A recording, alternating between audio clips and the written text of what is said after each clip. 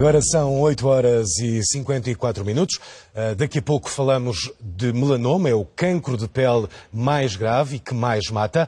Para já, a intolerância ao sol. 1/5 da população portuguesa sofre de alergia ao sol. Os sintomas podem ser tanto desconfortáveis como angustiantes, uma vez que tendem a aparecer em áreas visíveis do corpo. É importante a prevenção.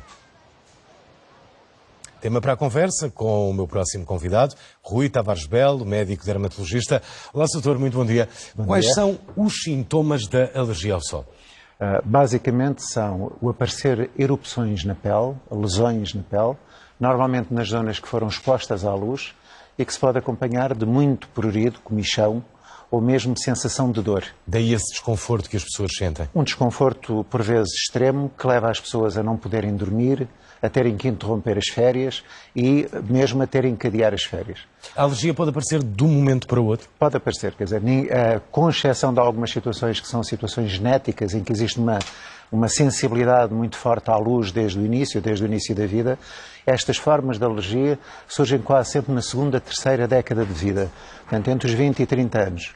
Quase sempre surgem depois de uma exposição um pouco mais intensa ou mais prolongada à luz, e então aparecem com pequenas borbulhas, placas, por vezes mesmo com borbulhas pequenas que deitam líquido, uma certa exudação, e que atingem zonas que normalmente não estão expostas.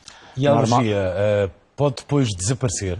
A alergia, por definição, desaparece uma vez a pessoa fuja da exposição ao sol. Mas pode demorar até 10 dias. Mas em definitivo não? Não, porque há várias formas de alergia, talvez convém especificar. A forma que é mais frequente é a chamada erupção solar polimórfica, que atinge até cerca de 20% da população.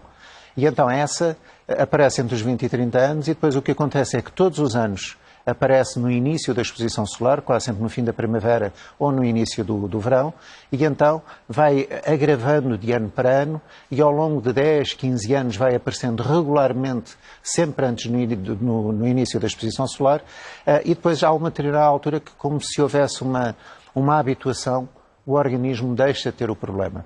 Já há vacinas para muitas alergias. Para esta há? Para esta não. Quer dizer, esta é uma forma de alergia que depende de múltiplos fatores, há mecanismos de hipersensibilidade envolvidos. Há, no entanto, formas de prevenir. Há formas de prevenir começando cerca de um mês antes do início da exposição solar a tomar determinado tipo de medicamentos, ou mesmo fazer tratamentos de luz ultravioletas para conseguir, digamos, dar uma maior resistência à pele, e depois o uso de fotoprotetores, quer dizer, a escolha dos dias de se expor ao sol, por exemplo, a utilização de fotoprotetores muito intensos acompanhados de medicamentos que têm uma ação antioxidante, às vezes o recurso mesmo a medicamentos para o paludismo, que têm uma ação no sentido de prevenir o início desta erupção, tudo isso são opções muito válidas.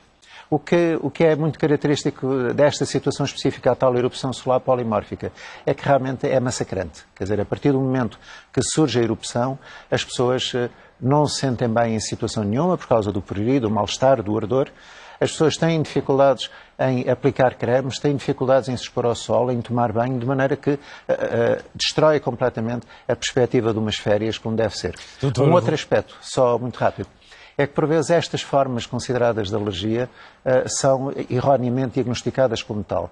Existem algumas doenças que são mais graves, como o lúpus e como doenças mais graves, que obrigam a que, no caso de uma suspeita de uma alergia, seja feito o diagnóstico exato. Dr. Rui Tavares Belo, obrigado por ter vindo ao Bom Dia Portugal. Tive muito gosto.